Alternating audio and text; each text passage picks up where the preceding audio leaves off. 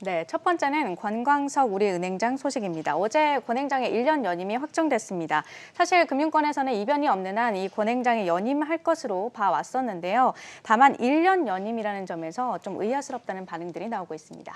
왜 1년밖에 되지 않은 거냐 뭐 이런 말입니까? 네, 맞습니다. 이게 통상 금융권 CEO들을 보면 이제 취임할 때 2년 임기를 부여받고 1년을 추가로 더 하는 분위기가 만들어지고 있는데요. 권행장의 경우에는 취임 당시 임기가 1년이었습니다. 그때도 금융권에서는 이례적이라는 반응이 나왔었고 네. 때문에 이번에 권행장의 2년 연임설에 무게가 더 실렸던 겁니다. 사모펀드 사태로 시끄러웠던 내부 조직을 좀 빠르게 수습했던 부분이나 뭐 디지털 전환에서의 성과도 있었고 또 금융권의 이런 통상적인 분위기까지 좀 고려를 해본다면 임기가 2년 더 늘어나지 않겠느냐 했던 거죠. 참고로 현행법상 금융회사 임원의 임기는 최대 3년입니다. 그러니까 보통은 뭐 2+1인데 임기가 뭐 권행장 같은 경우는 2를 받았으니까 다음은 2가 되지 않겠느냐 싶었는데 이번에도 2를 받았다 이런 겁니까? 네, 맞습니다. 이걸 어떻게 해석을 해야 되는 겁니까? 일단은 실적 개선에 힘써달라는 메시지로 읽힙니다. 아무래도 1년 연임이면 기간이 좀 상대적으로 짧기 때문에 당장 눈에 보이는 실적을 만들어내야 한다는 압박감이 크겠죠. 이런 해석이 나오는 이유는 지난해 실적을 좀 보시면 알 수 있을 텐데요. 네. 그동안 4대 금융지주 하면 KB와 신한, 하나, 우리 이렇게 4개사가 거론이 됐습니다.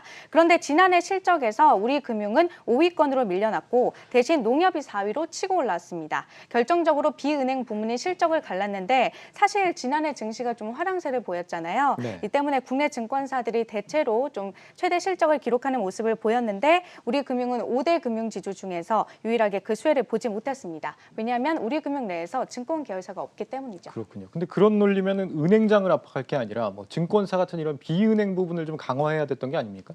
네, 맞습니다. 하지만 이게 현재 시장에 나와 있는 증권사나 이 보험사 같은 비은행 부문 매물이 좀 마땅한 게 없어서 이건 시간이 걸리는 부분이고요. 때문에 지금으로서는 은행에서 어떻게든 실적을 끌어내서 금융지주의 경쟁력을 높여야 하는 상황입니다.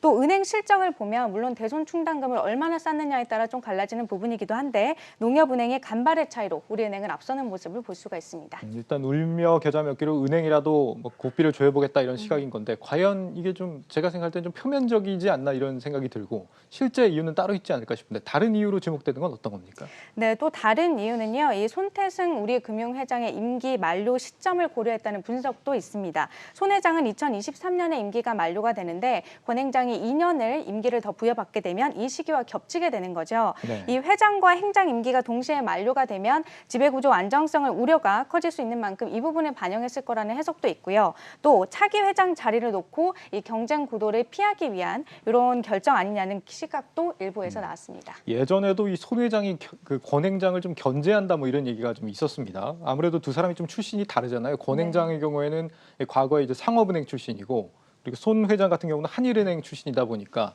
아무래도 뭐 지주사 내에서 아직도 뭐 파벌 싸움이 있는 게 아니냐 이런 좀 싸늘한 시선이 있는 상황인데 1년짜리 CEO가 얼마나 이런 장기적인 비전을 가지고 경영을 해나갈 수 있을지 모르겠습니다. 만약에 좀 정치적인 이유가 있는 거다라고 한다면 지탄의 대상이 될 수도 있는 문제가 아닌가 싶은 생각이 듭니다.